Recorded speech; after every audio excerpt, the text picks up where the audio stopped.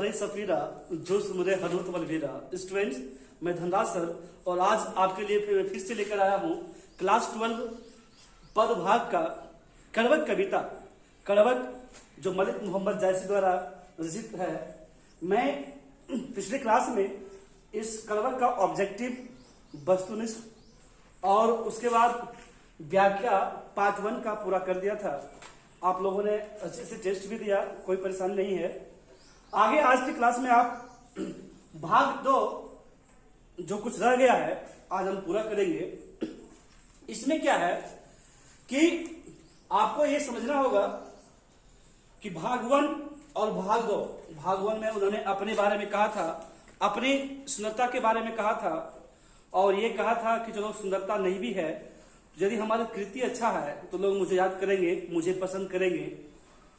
यहां इसमें क्या देखेंगे आप, पार्ट 2 में बिल्कुल पार्ट 1 से थोड़ा अलग है, तो ध्यान से सुनते रहिए, पॉइंट को नोट करते रहिए और बने रहिए पूरे वीडियो में।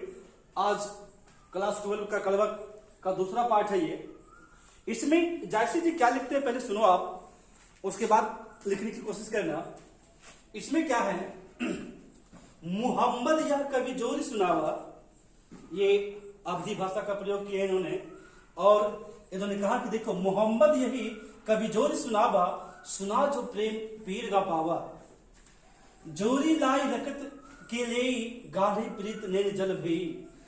इसमें कवि कहते हैं, मैं आपको सबसे पहले बता दूं कि ये जो भाग है, ये जो पार्ट है, ये जो अंश है, इनके द्वारा लिखी गई पद्मावत है, पद्मावत से ये लिया गया है। तो आपको लिखना पड़ता है कि दिया गया यह उदाहरण मलिक मोहम्मद जायसी द्वारा रचित पद्मावत से लिया गया है, जिसमें मोहम्मद जायसी कहते हैं कि देखो मोहब्बत यही कवि जोरी सुनावा। कवि कहते हैं कि देखो मोहम्मद जायसी ये कविता को आपके सामने सुनाता है, प्रस्तुत करता है, कविता को जो है आपके सामने रखता है, उसके भावार्थ को जो है आपको समझने के लिए प्रेरित करता है और बताता है कि आज के जीवन में ये मोहब्बत, ये जो प्रेम है, ये जो दिलों का जो कनेक्शन है, जो कनेक्टिंग है, जो आपको एक दूसरे के प्रति जोड़ के रखता है, ये जो बीच का जो वेब होता है, जो दोनों आत्माओं को जोड़ता है, भूत पिशाच को नहीं आत्माओं को जोड़ता है। आत्मा मतलब वर्चुअस सोल, सद्गुणी जो आत्मा होता है, जो से वो जोड़ता है, जिसे हम लोग जो है प्रेम कहते हैं, मोहब्बत कहते हैं।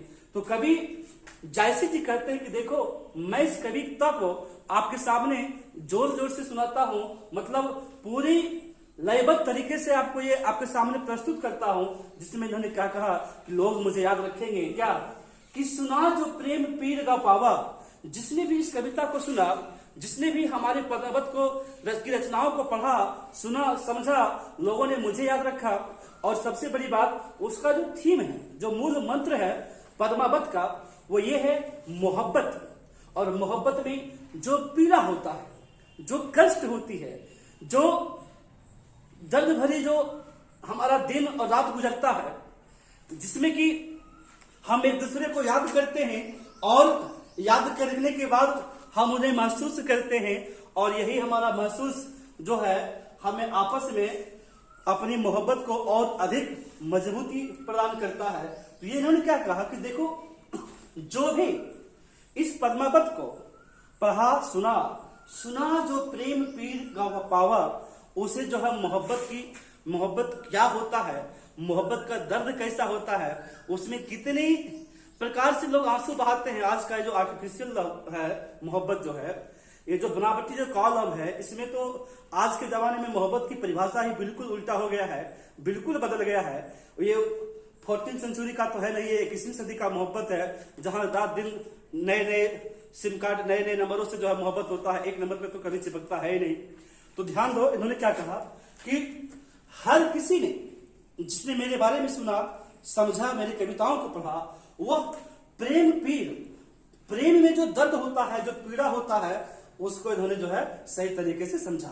तो निश्चित तौर पर ये आप समझ लीजिए कि यदि आप सच्चे आशिक हैं और किसी के प्रति जो है आपके पास वो संवेदना है, वो मोहब्बत है, आप किसी को अधिक चाहते हो, तो वहां समझ लीजिए कि पीर तो निश्चित तौर पे होगा, पीड़ा तो होगी, दर्द तो होगा, वेदना तो सहना पड़ेगा। चाहे जितना भी आपका जो है कपाल फूटे, लेकिन मोहब्बत कभी न झुके। इस बात का हमेशा ध्यान रखना। सर फूटेगा, हाथ टूटेगा, पैर टूटेंगे, लेकिन फिर भी क्या, पीर दर्द से जो है आपको अवगत होना पड़ेगा। ये वो लिख रहे हैं जिनको कि मालूम है मोहब्बत में क्या होता है, पीर होता है, पीड़ा होता है, दर्द होता है। तो बेशक आप हमसे मोहब्बत करते हैं तो दर्द को तो सहना पड़ेगा थोड़ी थोड़ी, क्योंकि इन्होंने और भी क्या कहा कि जोरी राय रकत के लिए गाढ़ी प्रीत नील जल भी लो।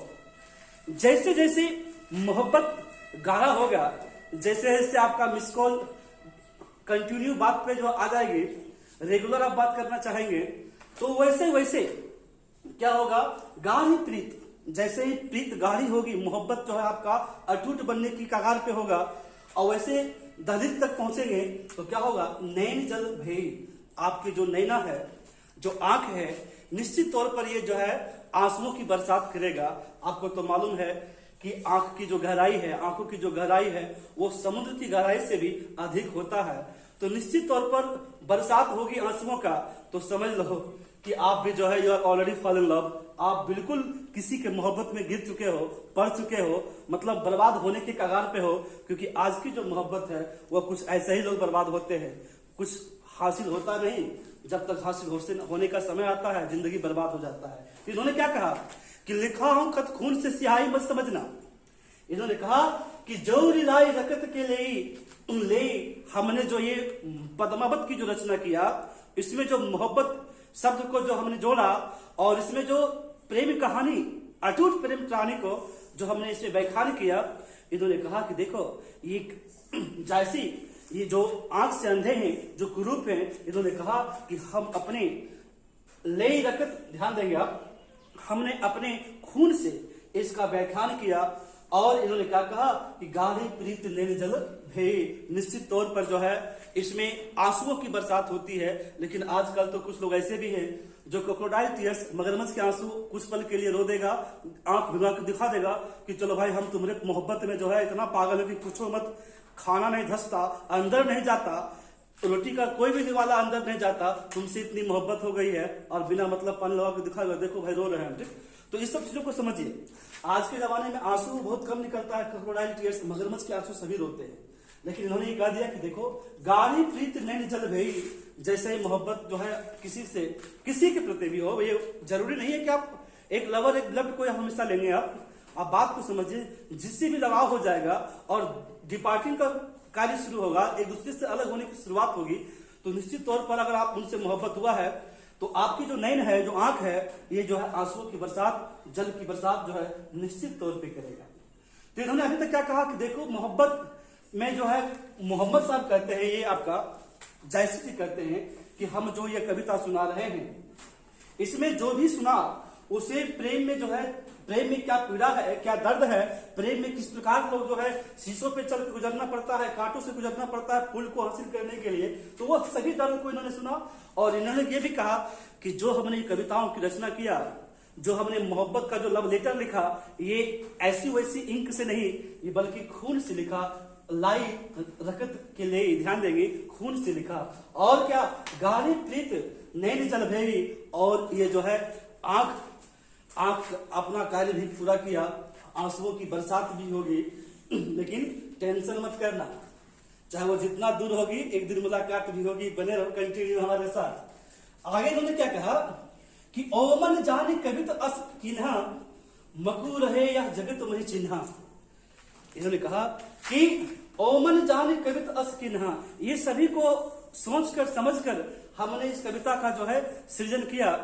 और ऐसा सोचा हमने क्या कि मकू यह रहे जगत में चिन्हा, कि कम से कम इस जगत में, इस संसार में मैं रहूं ना रहूं, मैं बेशक ना रहूं, लेकिन मेरे द्वारा पढ़ाए गए, मेरे द्वारा बताए गए, इनके द्वारा लिखी गई कविता, इनके द्वारा लिखी गई वो पद्मावत युगों तक, जब तक धरा रहेगी, लोग इन्हें याद करेंगे, उनकी मोहब्बत को, कि किस प्रकार महारानी पद्मावती अपने आबरू को बचाती है, किस प्रकार अपने स्त्री धर्म का पालन करती है, क्षत्रिय धर्म का पालन करती है, और हमेशा हमेशा के लिए जो है वो सती हो जाती है, आग में कूद जाती है। तो तो मैं ये नहीं कह रहा हूं कि तुम भी आग में कूद जाओ, आग में कूदोगे कोई बचाने भी नहीं आएगा, वो जमाना गया। अभी आग में कूदने से पहले भी सोच समझ लो, मोहब्बत में कूदने से पहले सोच लो परिणाम क्या होगा। आग तो कर दूर की बात है, जल के भस्म हो जाओगे।